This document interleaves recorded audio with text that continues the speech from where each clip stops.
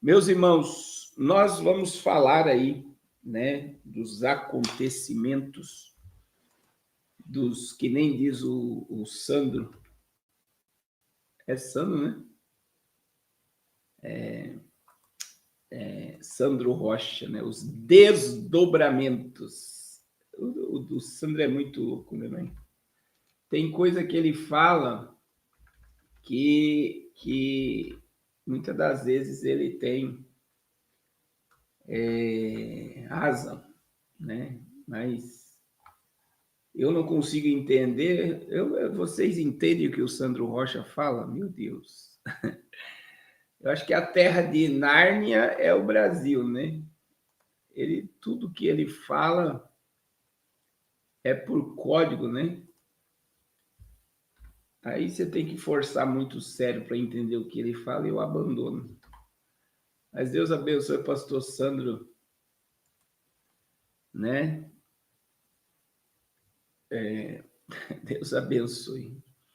Deus abençoe, irmão Márcio. Nós vamos falar, irmãos,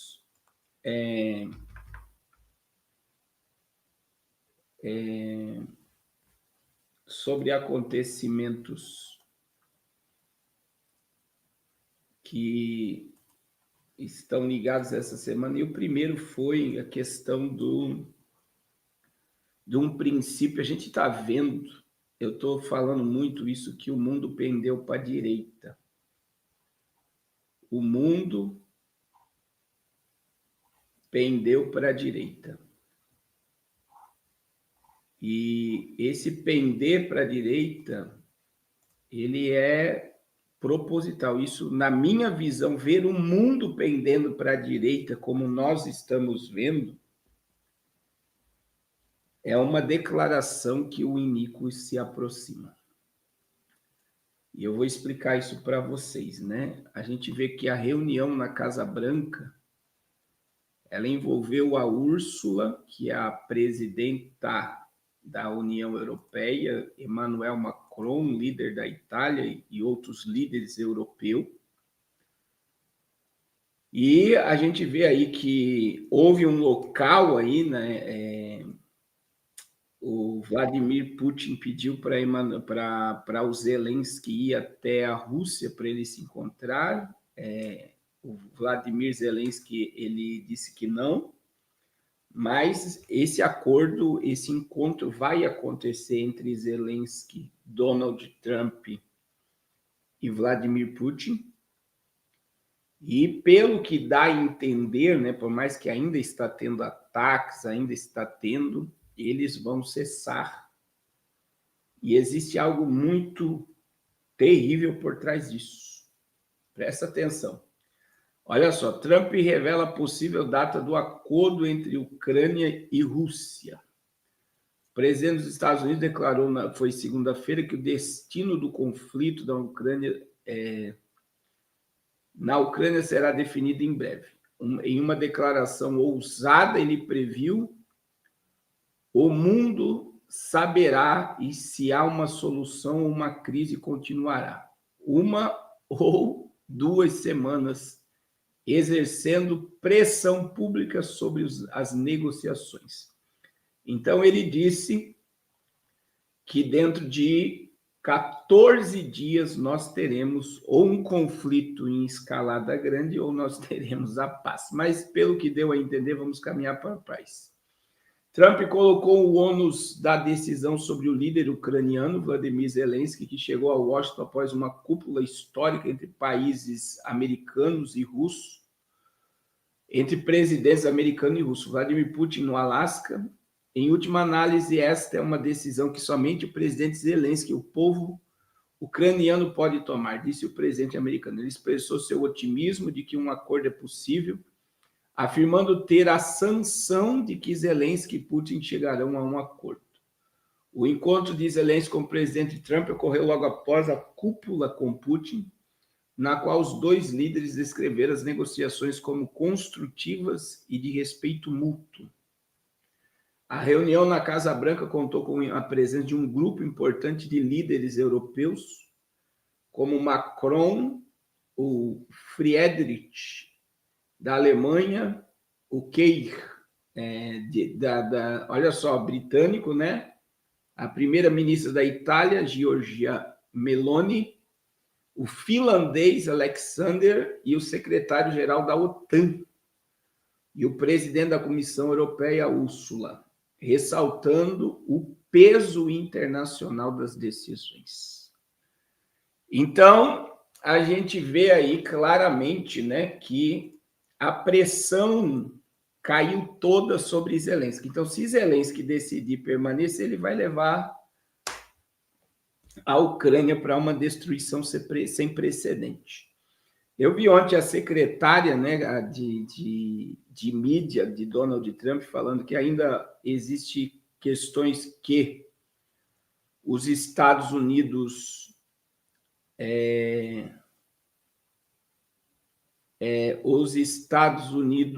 eles irão ainda enviar algumas armas para a Ucrânia até que se termine. Agora, presta atenção, irmãos.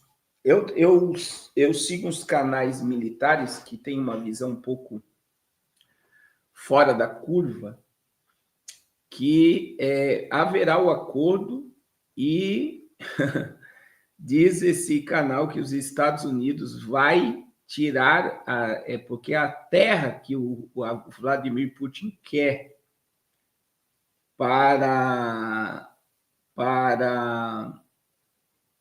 as terras que Vladimir Putin quer para negociar a paz são terras raras. E, segundo estão falando, o Donald Trump vai fechar um acordo com a Rússia e vai extrair as terras raras junto com a Rússia.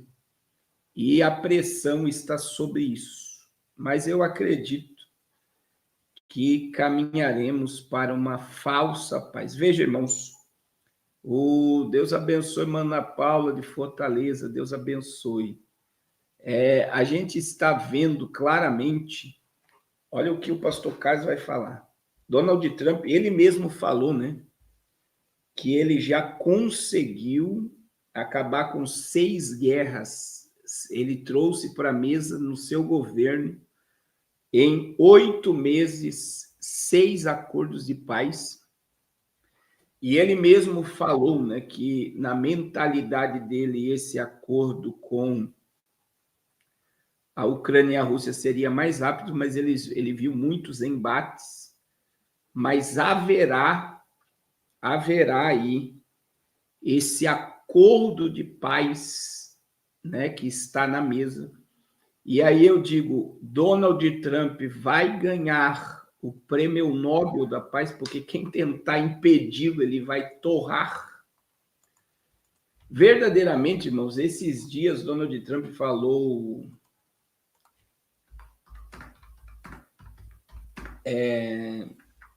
algo, né? Que ele não governa mais a América, mas ele governa o mundo. Vocês viram isso? É um cara que ele veio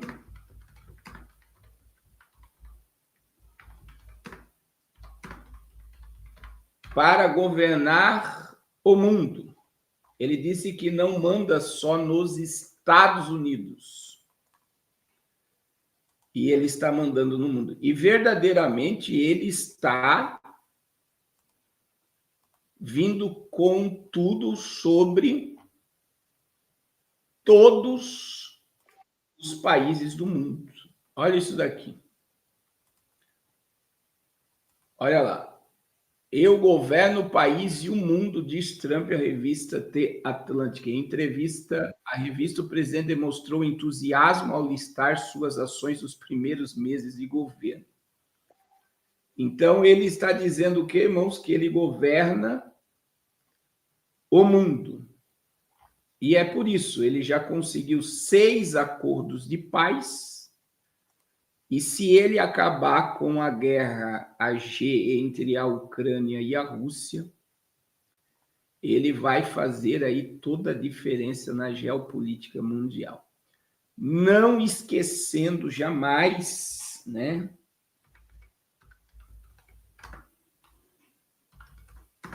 eu quero destacar isso aqui para vocês, né? Essas duas capas, é muito importante vocês gravarem essas capas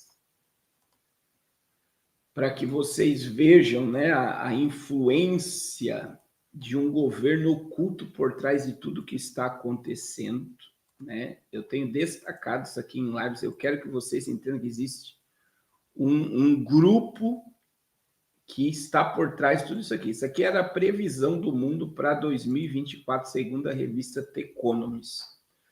Eu quero bater nessa tecla com vocês, para vocês gravarem essas coisas. Então, veja, está claramente ali, ó, o Zelensky e o Vladimir Putin. Aí, em cima do Zelensky, estava a Kamala Harris, com mísseis para baixo. E veja, do lado direito você tem Vladimir Putin, em cima da cabeça do Putin você tem Donald Trump com ponto de interrogação, tem batendo essa tecla, exatamente na orelha que ele levou o tiro, e em cima de Trump você tem a pomba branca.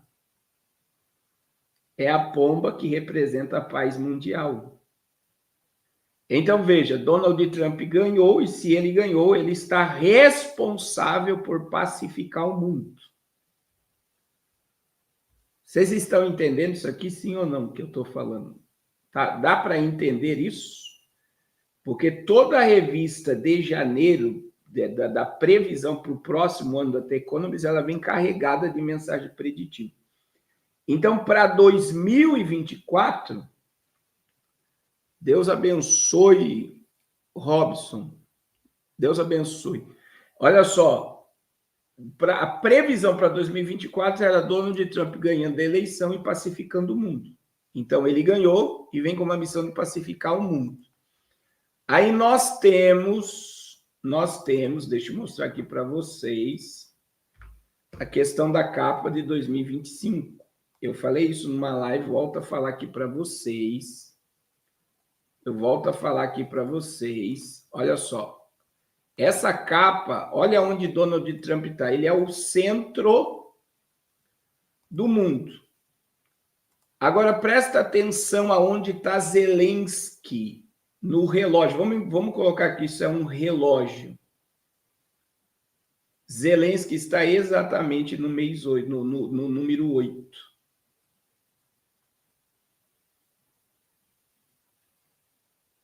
Vocês estão vendo?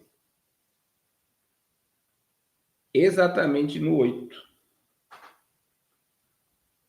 Então, você vê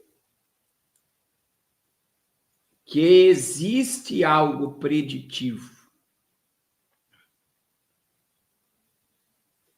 Existe algo preditivo nessa capa.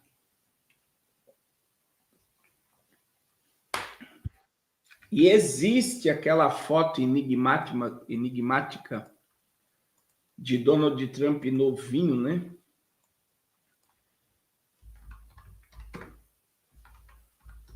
Essa foto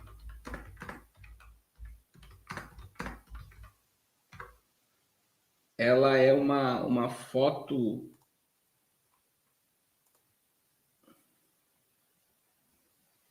foto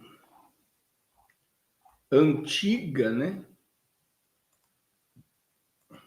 Mas ela diz algo sobre o papel de Donald Trump no mundo. Olha aí, a foto é de 1983. Então, veja, ele declarou, eu não governo só a América, eu governo o mundo. Ele colocou,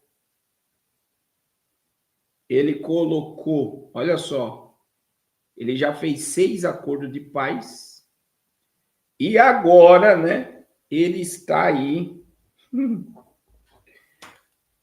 nós já estamos vendo embarcações muito próximas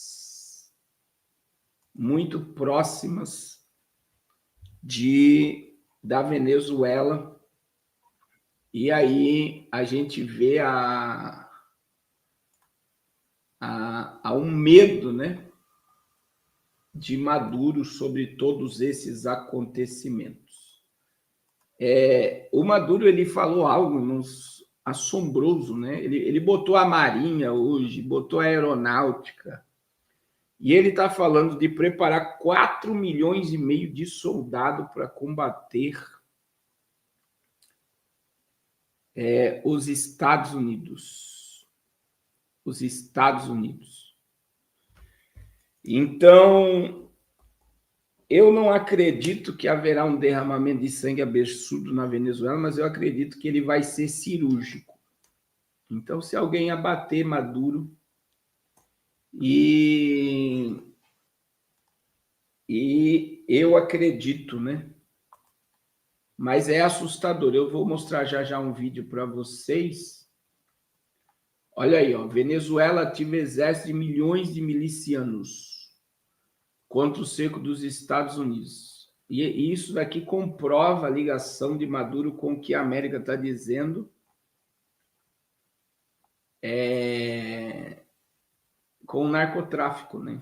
Em escalada de tensões entre Venezuela e Estados Unidos atingiu um novo patamar com o anúncio do presidente venezuelano de mobilizar 4,5 milhões de milicianos. A medida é uma resposta direta ao que o governo venezuelano classifica como ameaças de Washington, que recentemente dobrou a recompensa por informações de quem leve à prisão de Maduro e iniciou uma operação antidrogas no Caribe.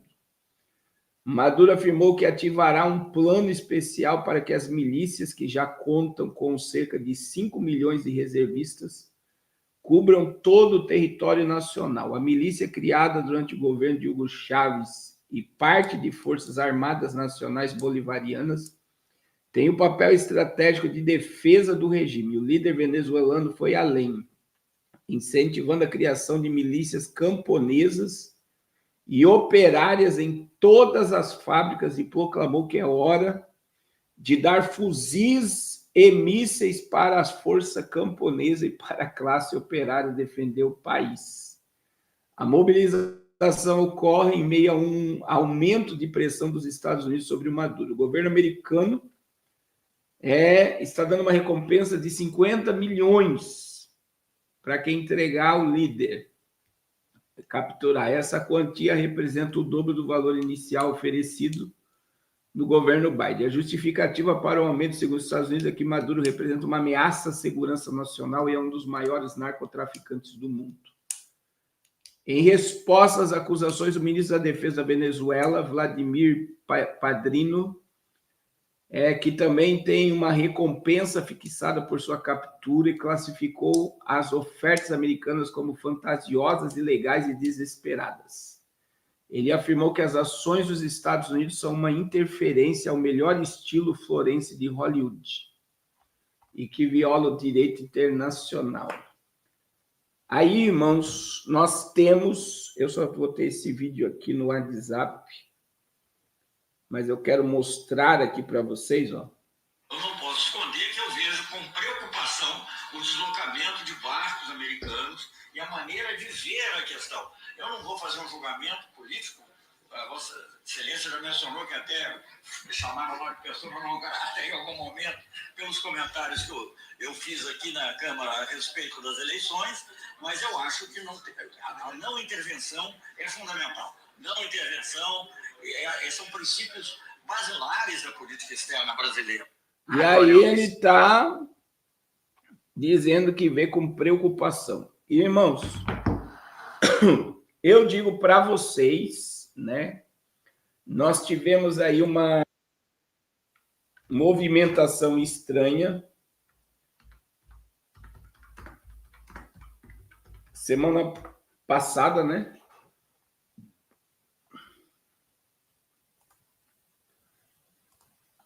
De um avião que pousou no Brasil, um avião sancionado pelo governo americano. Eu acho que o Brasil está passando muito por cima de muita coisa. Olha só. Avião russo sancionado pelos Estados Unidos que estava no Brasil foi para onde? Venezuela e agora está em Cuba. ou foi buscar ouro e dinheiro, ou foi levar. Olha só, ou veio buscar do Brasil para levar para a Rússia e para Cuba alguma coisa. Porque algumas coisas estão acontecendo. Então, veja bem, o cargueiro russo, sancionado pelos Estados Unidos desde 2023, que pousou no Brasil no domingo, partiu rumo a outros países da América Latina. Segue trajetória inexplicadas. Neste fim de semana, a aeronave estava em Havana, Cuba, depois de ter passado pela Venezuela.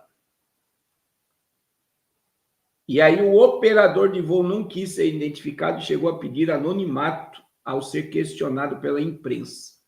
O governo brasileiro ainda não explicou por que a aeronave entrou no país e permanece por 3 dias na base aérea de Brasília, e também não há detalhes sobre o conteúdo de carga e tripulação. E aí, será que ele veio buscar algo no Brasil para levar para a Venezuela e depois para Cuba? Ou ele veio deixar alguma encomenda no Brasil, na Venezuela e em Cuba? Mas eu pergunto para vocês, não é estranho, irmãos? E nós estamos tendo, abençoe todos os irmãos aí do Instagram, nós estamos com uma audiência até bacana no Instagram, né?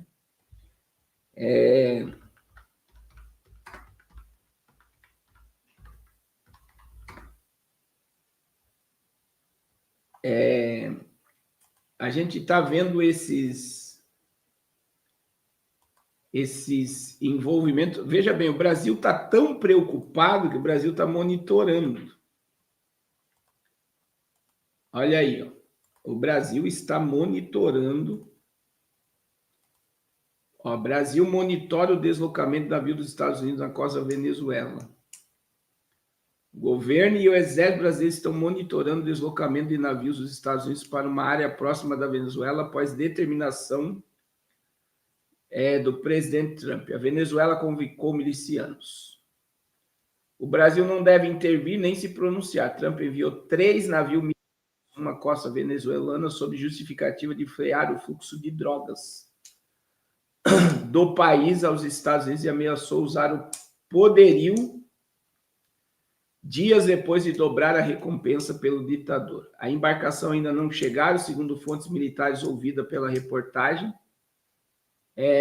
A informação que o Exército tem, pelo menos até agora, é que as tropas dos Estados Unidos estão no Mar do Caribe em águas internacionais e eles já estão se aproximando da América Latina.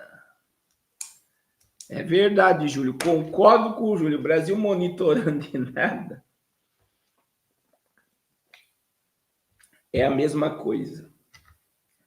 Agora, irmão, se o Maduro quiser ir para cima dos Estados Unidos, haverá um derramamento de sangue, né?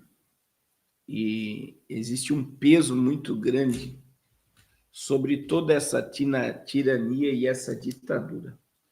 Muita gente nem imagina que a Venezuela já foi o 3º país mais rico do mundo. Quem aqui sabia que a Venezuela já foi o 3º país mais rico do mundo?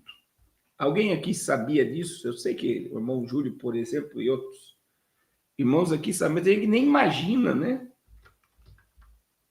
Nem imagina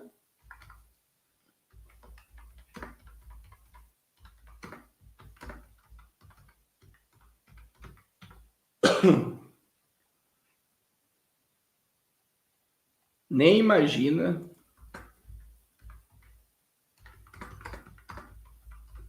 que a Venezuela já foi o país mais rico do mundo.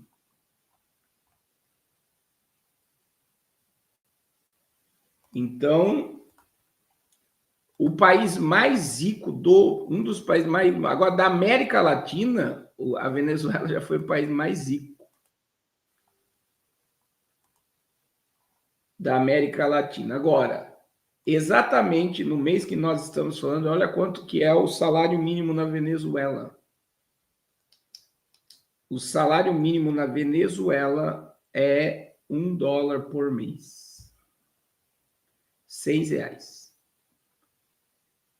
Esse é o valor do salário mínimo na Venezuela.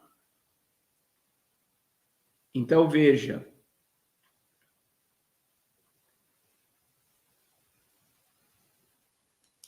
Aí, olha o que o comunismo, o socialismo, o marxismo faz. As pessoas estão totalmente controladas e dominadas por um governo diabólico. Cuba, por exemplo, está faltando comida e está pedindo ajuda humanitária. Se o comunismo fosse algo bom, por que o povo está na miséria e não tem comida em Cuba?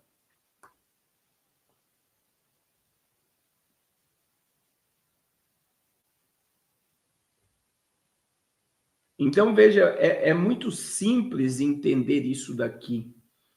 Então, veja que a Venezuela, ela corre isso porque a Venezuela tem muita gente que não sabe também, né? A Venezuela tem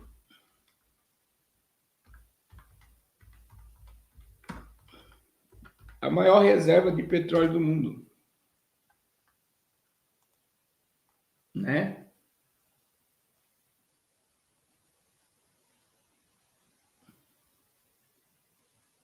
Então,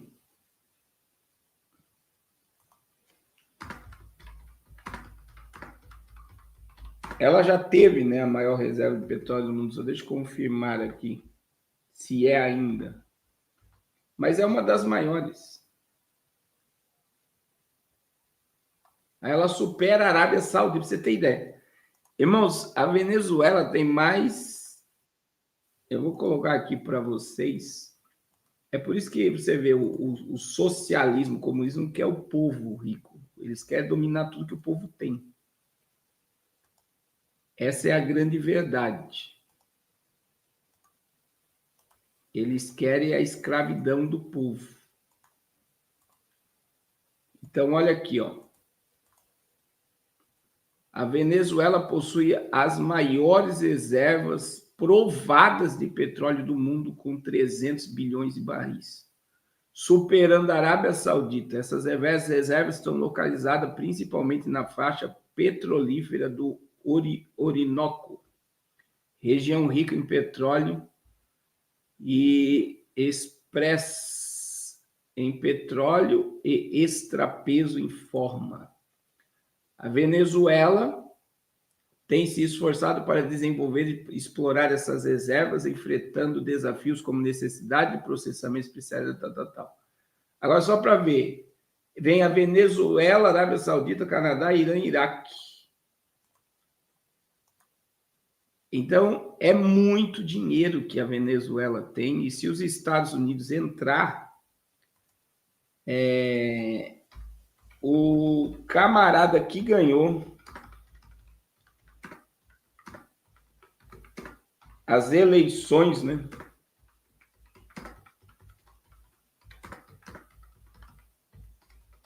O Gonçalves, Edmundo Gonçalves, né? Ele já declarou aí que vai assumir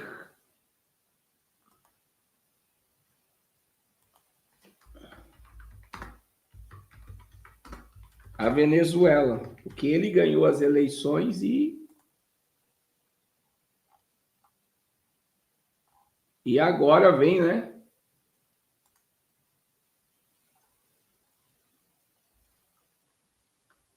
Vem algo assombroso. E eu vou dizer, irmãos,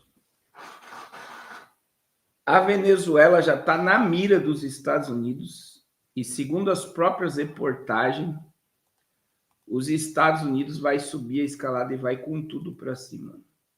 E presta atenção, foi após a reunião com Vladimir Putin que houve, foi quando o presidente Donald Trump estava indo para se encontrar com Putin, começou a movimentação. E agora, presta atenção, é a Rússia que dominava a Síria. Bashar al-Assad foi para a Rússia e a Síria mudou o regime. É a Rússia que domina a Venezuela. Após o encontro de Trump com Vladimir Putin, você vê que os Estados Unidos... Olha o que os Estados Unidos estão dizendo aqui, ó. Estados Unidos e Venezuela. Governo Trump promete usar toda a força contra o Maduro. Em contrapartida, Maduro anunciou a mobilização de 4 milhões e meio. Então, veja bem, isso daqui significa que após a reunião com o Trump, Vladimir Putin cedeu e permitiu a América atacar a Venezuela e tomar a Venezuela. E eu acredito que há uma troca. Os Estados Unidos vai tirar as riquezas da terra que vai ficar com a Rússia, e a Rússia vai ter liberdade para trabalhar dentro da Venezuela. Vocês estão entendendo o que eu estou falando aqui? Porque foi depois da reunião com Putin que Maduro mirou, que Donald Trump mirou Maduro. Vocês entenderam, sim ou não? E aí eu creio que Trump falou, eu não vou mexer no teu petróleo, mas deixa eu tirar as terras raras que está na Ucrânia.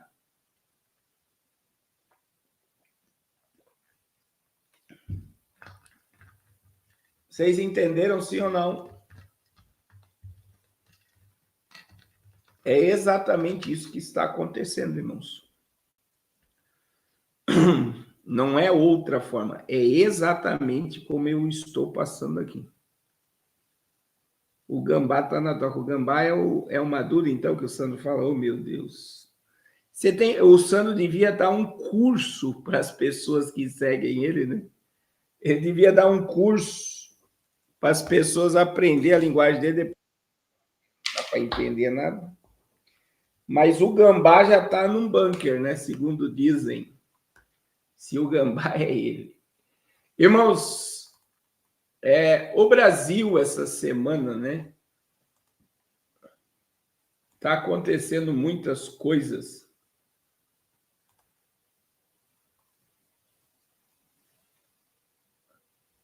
Muitas coisas essa semana. E o Flávio Dino, né? Fez os bancos. E aí eu digo no tiro do pé. O tiro no pé que o Flávio Dino deu. Depois eu vou falar da regulamentação das redes sociais. Eu digo para vocês o seguinte, irmãos.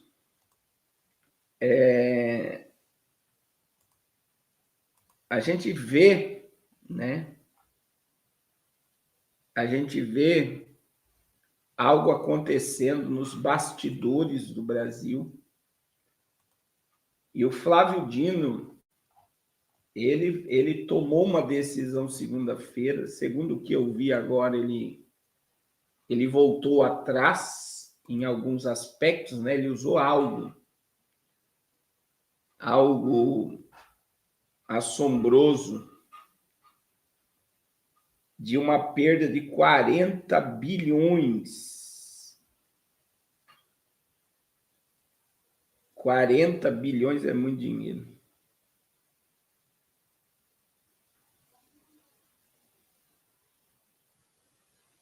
É muita grana. E olha lá, governo dos Estados Unidos contesta a decisão de ministros do STR. Então, ele usou algo lá da catástrofe de Mariana para dizer que não há interferência internacional no Brasil. Automaticamente, os Estados Unidos fez uma nota, e a nota, né, contra a decisão de Flávio Dino, né, o governo dos Estados Unidos reagiu à decisão do ministro, que estabeleceu que sanções e decisões judiciais estrangeiras não têm efeito automático no Brasil sem homologação das autoridades nacionais. Aí, em uma nota publicada no X pelo um órgão do Departamento de Estado americano, contestaram a decisão e afirmam que sanções impostas ao ministro Alexandre de Moraes permanecem válidas. O comunicado americano foi direto: nenhum tribunal estrangeiro pode anular sanções dos Estados Unidos. A nota ainda classificou Moraes como tóxico para todos os negócios e indivíduos legítimos que busquem acesso aos Estados Unidos e seu mercado. E alertou para as severas consequências para quem violar as sanções. O Departamento de Estado também deixou claro que cidadãos e empresas americanas estão proibidos de fazer negócio com Moraes e alertou que pessoas de outras nacionalidades que apoiarem abusadores de direitos humanos também podem. A decisão de Flávio Dino por juristas e membros do governo como uma vitória da soberania nacional contra a aplicação extraterritorial das leis como Magnitsky. Então, veja bem, os Estados Unidos já veio com tudo, e aí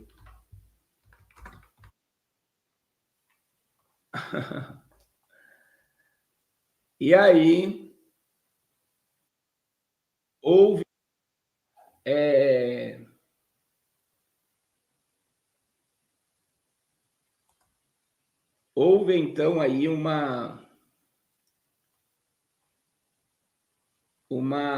reviravolta, né?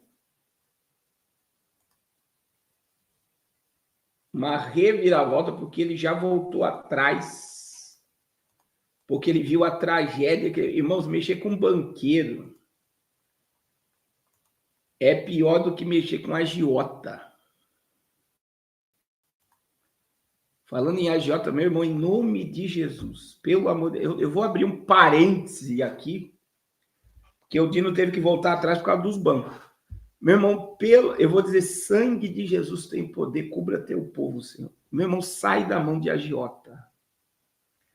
O que tem de crente que vendeu a alma para o diabo, pegando dinheiro de agiota, não está escrito.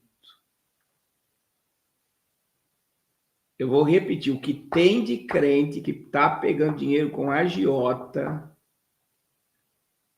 não está escrito. Eu estou resolvendo o problema, eu estou tratando um rapaz aqui que tentou tirar a vida sábado passado agora, de estar devendo para agiota e não sabe mais o que faz. Aí o problema é que não se contenta de pegar dinheiro de um só. Então, Deus tenha misericórdia, meu irmão, vá para o joelho, vá atrás. Deus vai abrir as portas. Isso é a prova que o povo de Deus está sem fé, de acreditar no Deus que serve. No Deus que serve. Em nome de Jesus, não caia na mão de agiota e sai do tigrinho, pelo amor de Deus. Tem muita gente ainda emprestando dinheiro para jogar tigrinho.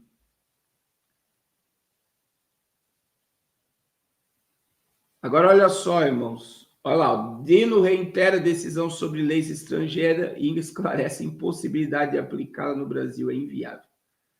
Na decisão de segunda-feira, os ministros da Suprema sugeriram a possibilidade de punição aos bancos que cumpriram a lei Magnitsky imposta pelos Estados Unidos. Aí, olha só, o ministro Flávio Dino preferiu, nesta terça-feira, um despacho para esclarecer pontos da sua decisão da véspera sobre impossibilidade de aplicar ordens estrangeiras no Brasil. Trata-se de uma decisão que rejeitou conceitos básicos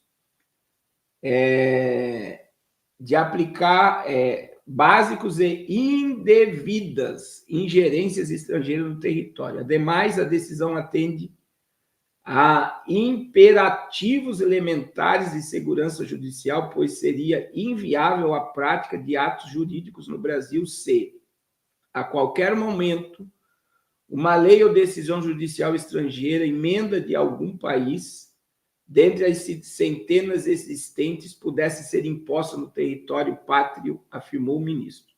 Sobre o ponto mais polêmico, que reconhece a ineficácia de leis estrangeiras em território nacional, Dino ressaltou que não há nada a esclarecer em relação aos aspectos itinentes as leis estrangeiras e demais atos jurídicos estrangeiros. Nada há a indiciar o título de esclarecimento, permanecendo a íntegra a decisão proferida em 18, afirmou. Ele complementou: obviamente não se cuida de escolher o cumprir, e sim de uma derivação compulsória do atributo da soberania nacional, consagrado pela Constituição Federal e posto sob guarda dos três poderes da República. Na decisão de segunda, Dino disse que transações, operações, cancelamentos de contrato, bloqueios de ativos, transferências para o exterior ou oriundas do exterior, por determinação do Estado estrangeiro, depende de autorização do Supremo. Dino agiu na segunda-feira a possibilidade de punição aos bancos de cumprir a lei magnífica imposta pelos Estados Unidos ao ministro Alexandre de Moraes. De acordo com ele, a exigência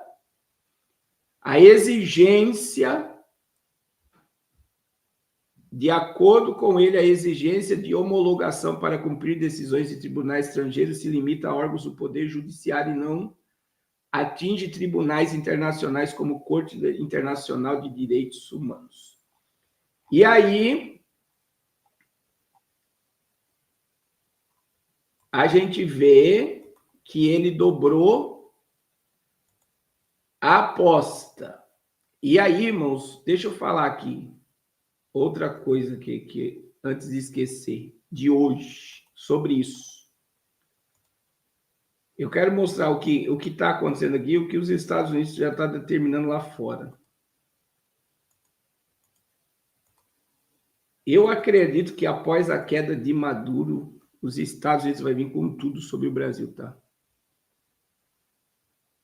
Olha isso aqui, irmãos. Alexandre de Moraes diz que bancos podem sofrer penalidades se acatarem sanções americanas. O ministro do Supremo alertou que os bancos que atuam no Brasil podem ser penalizados se acatarem sanções dos Estados Unidos. A declaração reforça a decisão recente do ministro Fábio Dino, que restabeleceu que ordens de outros países só podem ser cumpridas no Brasil com autorização do Supremo. O que está em jogo para os bancos brasileiros? A tensão surge porque o judiciário brasileiro e as leis americanas entram em conflito. Instituições financeiras brasileiras com operação nos Estados Unidos podem ser pressionadas a escolher entre seguir a legislação americana, sob o risco de sofrer sanções, ou obedecer à Suprema Corte. A decisão de Dino proíbe que empresas brasileiras ou filiais do país apliquem restrições de direitos às sanções decorrentes dos atos unilaterais estrangeiros. Na prática, isso coloca um obstáculo direto à aplicação da lei Magnitsky, utilizada pelos Estados Unidos para punir ou financiar estrangeiros. E aí, irmãos, recentemente os Estados Unidos sancionaram Alexandre de Moraes, acusando de violar direitos humanos. Bloqueio de bens. O ministro teve seus bens nos Estados Unidos bloqueados, está proibido de fazer transações com empresa americana. Cancelamentos de cartões e contas. Ele não pode ter contas bancárias ou cartão de crédito de bandeiras que operem nos Estados Unidos. Sanções secundárias. Bancos que não seguirem as regras americanas podem ser alvo de sanções e ter suas próprias operações nos Estados Unidos comprometidas. E aí, agora veja, o Erivaldo está aí? O Erivaldo está aí, manda para mim. Não, deixa eu colocar só aqui, ó. Agora, olha o que os Estados Unidos vai fazer com essas decisões do Dino.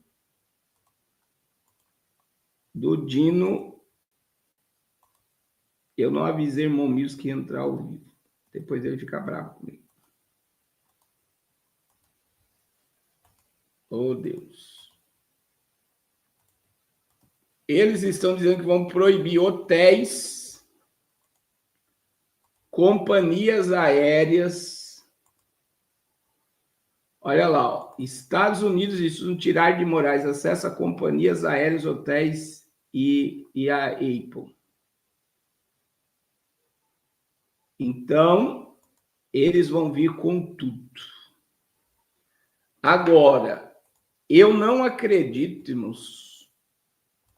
Olha o que eu vou falar aqui. Eu não acredito que vai de graça a perda de valor dos bancos em um único dia. Eles mexeram com quem manda. Olha lá, ó. 5 bancos perderam juntos 42 bilhões de valor de mercado e estrela da bolsa puxa a fila. Foi marcada por fortes perdas na bolsa brasileira diante do aumento das tensões com os Estados Unidos. A terça-feira, dia 19, foi marcada por percas generalizadas no Ibovespa. Apenas 5 ações encerraram o pregão no azul. Os 5 maiores bancos brasileiros foram os principais responsáveis pela queda de 2,1% no índice junto. Terminaram o dia valendo 41 bilhões de reais a menos. A cifra perdida pelo setor financeiro representa quase a metade das perdas das empresas listadas no B3, que somam 88 bilhões na terça-feira, o valor próximo à capitalização da JBS. O Itaú foi o que mais perdeu. Agora me diga, vocês acham que os bancos vão ficar felizes? E aí eu digo para vocês, eu vi uma matéria, se alguém viu essa matéria, que as maiores empresas no mundo são corporadoras, empresas de setores automobilístico, aço e tal. E no Brasil, as 10 maiores empresas do Brasil são bancos. As 10 maiores empresas do Brasil são bancos. Isso quer dizer que o judiciário está lutando com os 10 maiores empresários do Brasil. A única resposta para isso é que eles querem quebrar o Brasil, certo ou não? Eles querem quebrar o Brasil. Não tem outra lógica. Agora, irmãos, presta atenção no que eu vou falar com a chegada do filho do Jorge Soros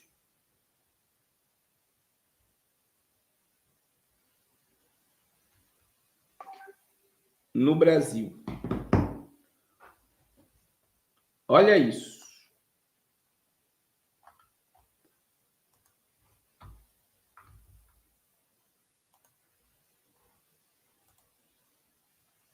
Hoje, para quem não sabe, o financiador da esquerda na América Latina é o Soros, né? Ó, Alexander Soros, filhos de Jorge Soros, visita o Brasil nessa semana. O Brasil continua a traçar um modelo progressista único para a democracia em todo o mundo. Declarou. Agora, com quem ele foi se reunir? Só com os esquerdistas, meus irmãos.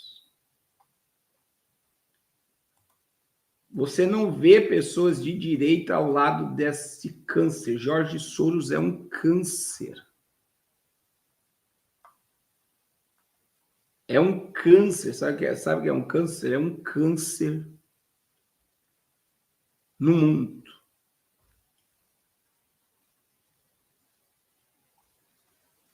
E ele chega ao Brasil e você não vê um de direita do lado dele. É eles que financiam o caos, eles que financiam as ONGs.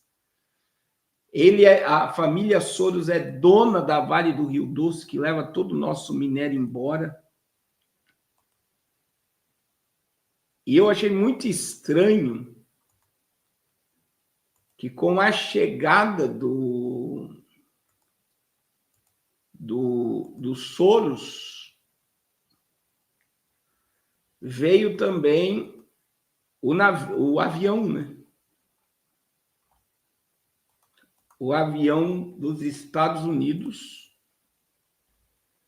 que até agora está uma incógnita aí, assim como chegou o avião russo. Então, veja o alinhamento do Brasil. Irmãos, a Toyota falou que vai encerrar suas atividades no Brasil em 2027.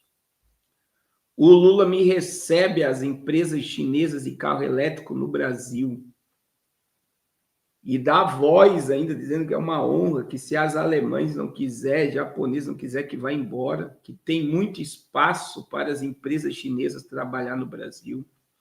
Até dezembro nós teremos um banco chinês trabalhando no Brasil, que é a questão do cartão de crédito chinês, que eu acredito que vai abrir contas. Então, olha a quantidade de coisa que está acontecendo sobre o Brasil. E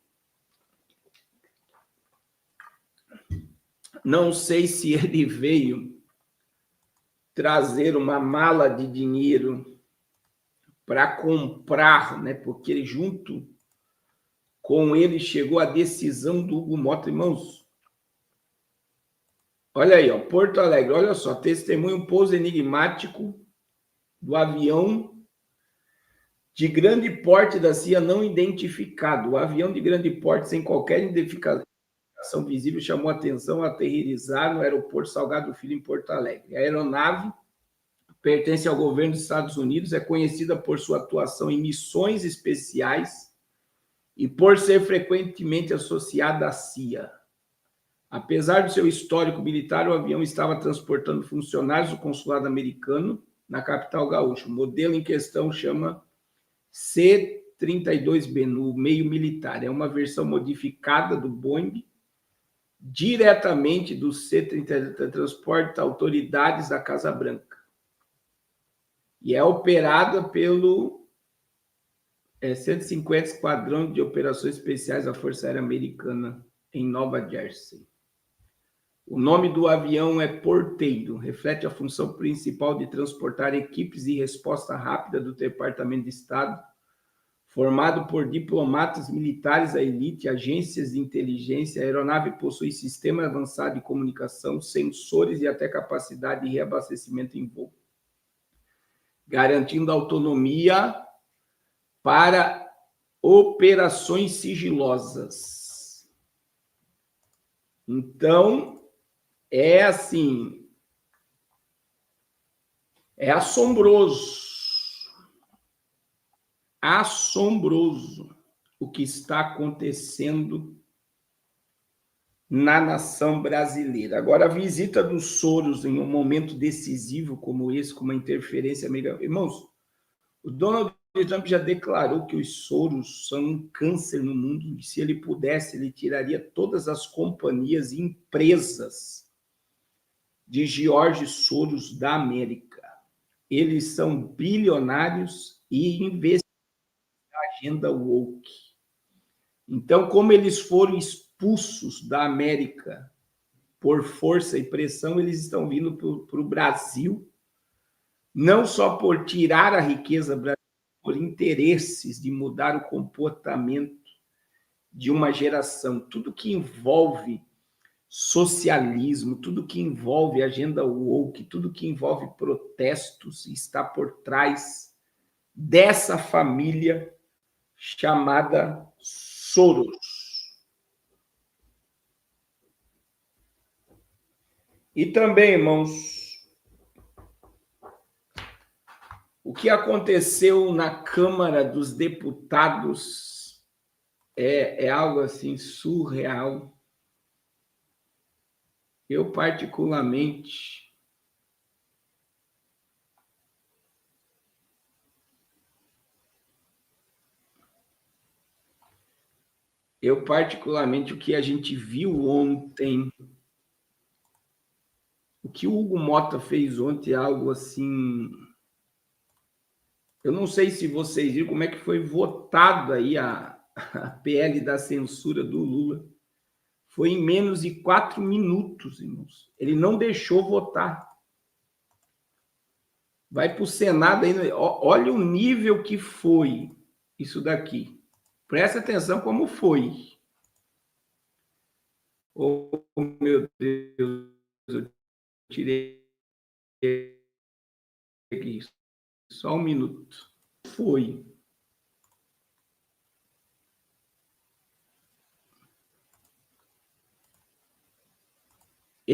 O povo está pressionando o Hugo Mota agora. Ele vendeu a alma dele para o diabo, só pode. Olha só, hoje, olha lá. Hugo Mota, você não tem vergonha, não? Você é o culpado!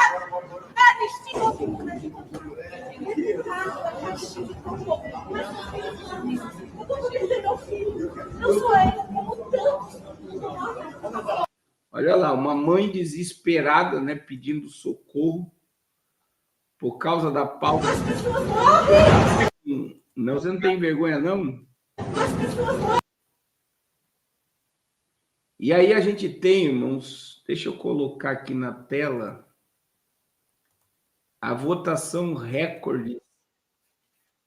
Algo assim. E o que aconteceu ontem foi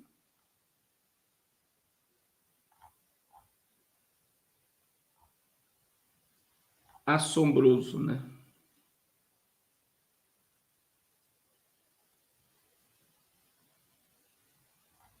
Assombroso. A forma, né?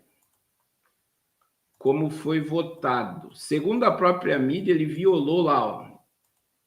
O Hugo Mota violou o regulamento da Câmara para atropelar votação urgente da PL. Tranquila ontem do PL contra a adultização, deputados da oposição protestaram no plenário da Câmara dos Deputados, respondendo ao que consideraram uma celeridade excessiva da votação. Criticaram o presidente da Câmara, Hugo Mota, que rebateu essas críticas. A gente vai ver. Então, veja bem, ele atropelou totalmente. Ele atropelou totalmente, irmãos, em questão recorde. Ele foi e botou a pauta e já votou. Olha aí.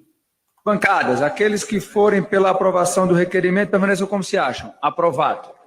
6 minutos. Presidente. Senhor presidente. Requerimento de urgência número 3387 de 2025. O Partido Novo requer a votação nominal, por favor. Já foi aprovado. Matéria vencida, deputado. Tá vendo? Não tinha quase ninguém em plenário. Irmãos, ele vendeu a alma pro diabo, esse cara. Então, veja que nós estamos a caminho da censura e eu quero pedir a todos vocês, irmão, salve o contato do pastor Carlos Cardoso, em nome de Jesus. Entre em contato para salvar o contato, porque se nós, com certeza, isso é o primeiro passo para uma censura total,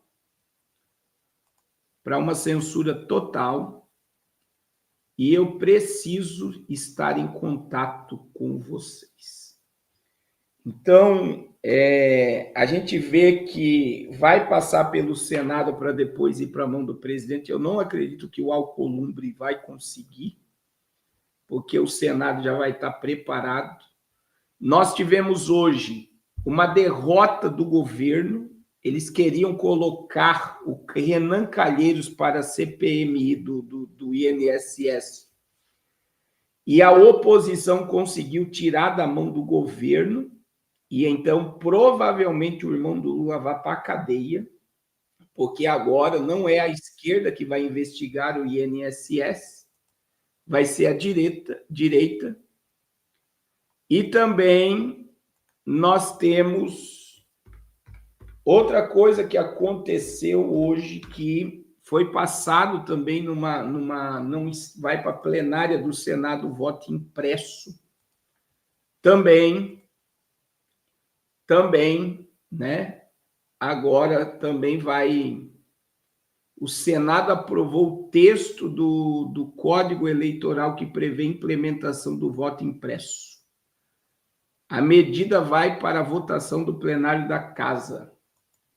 E se verdadeiramente nós temos 41 senadores que são a favor do impeachment, eles vão votar a favor do voto impresso. Então, a pressão sobre o Alcolumbre e o Mota é grande, e eu acredito que se eles não entrarem na linha, eles vão ser sancionados pela América também. Na minha visão, esse ataque aos sistemas bancários é um ataque para blindar deputados, senadores e ministros da Lei Magnitsky, que todos serão sancionados que não estão de acordo ao governo americano. Mas, oremos, estamos despertos para tudo isso, porque nós somos a geração da volta de Jesus, irmãos. E a nossa esperança, como diz o hino da harpa, é a sua vinda. O Rei dos Reis vem nos buscar. Nós aguardamos Jesus ainda até a luz da manhã raiar. Eu acredito que somos a geração do arrebatamento. Meus irmãos, Deus abençoe. Eu preciso da ajuda de vocês ao Projeto Arrependas. E quero dizer a todos os irmãos de Curitiba, região metropolitana, não deixe de participar da imersão do Apocalipse, que ocorrerá sábado agora. Eu, pastor Carlos Cardoso, junto com o pastor César Cavalcante, estaremos à mesa, né, do podcast Eu Acredito na Minha Geração, e será algo extraordinário. Se você quiser mais informações, entre em contato comigo, que eu passo todas as informações para você, você de Curitiba e da região. Então vai lá, irmã Irene, em nome de Jesus.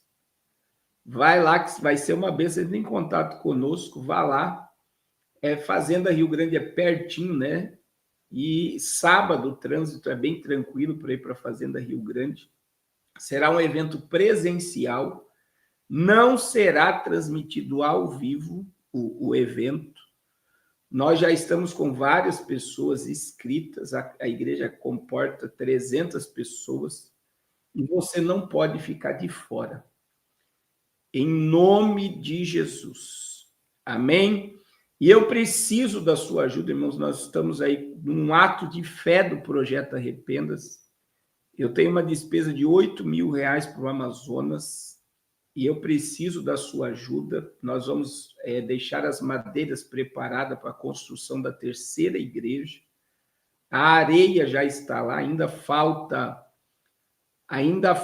irmãos, além da areia, faltam as pedras, o cimento, né? E também vai faltar pregos, vai faltar luz, vai faltar um monte de coisa, telha. E eu preciso da ajuda de vocês. Nós vamos fazer uma obra linda, uma igreja linda.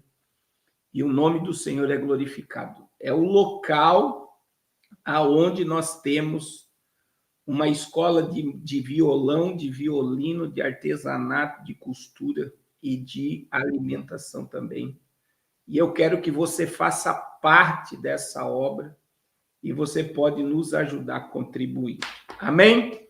Vamos orar, irmãos. Amanhã nós estaremos ao vivo e eu vou falar sobre a questão do Drex, a questão do primeiro bebê que vai nascer aí com genética modificada. E também nós iremos falar sobre o Drex, né? Essa questão do Drex que entra em vigor no mês de janeiro. Então, não perca a live amanhã, em nome de Jesus. Amém? Pai, muito obrigado por mais este momento, por mais essa live. Eu quero pedir a tua bênção, o teu amor, o teu poder, a tua fidelidade sobre as nossas vidas, Senhor. Nos ajuda a permanecer no propósito até o glorioso dia de Cristo Jesus. E abençoa todos os teus filhos de uma forma poderosa, de uma forma maravilhosa. Dá uma noite abençoada e tranquila aos teus filhos, uma noite de sono e uma quinta-feira abençoada amanhã, em o nome de Jesus. Amém. Amém, meus irmãos. Deus abençoe a todos. Segunda edição do Eu Acredito. Imersão no Apocalipse. Dia 23 de agosto, às 17 horas, na Admissão, em Fazenda Rio Grande, a Igreja da Cidade. Reserve sua vaga. Rua Goiabeira, número 378. Pastor anfitrião, Pastor Ereson Lourenço. Evento 100% presencial. Diante dos eventos intensos que estamos vivendo no mundo, entender os tempos que estamos atravessando nunca foi tão urgente. E a chave para essa compreensão está no livro da Revelação, o Apocalipse. Nessa edição, teremos a presença de dois grandes nomes: Pastor Carlos Cardoso, pré-tribulacionista; Pastor César Cavalcante, pós-tribulacionista. Convidados pelo Pastor Fábio Santos, eles se reunirão à mesa do podcast Eu Acredito para debater os sinais do fim, os acontecimentos mundiais, as profecias bíblicas e o cenário geopolítico atual. Será um tempo de profunda edificação, revelação e despertamento espiritual. Você não pode ficar de fora. Reserve já sua vaga. Rua Goiabeira, número 378, Admissão, Fazenda Rio Grande, a Igreja da Cidade.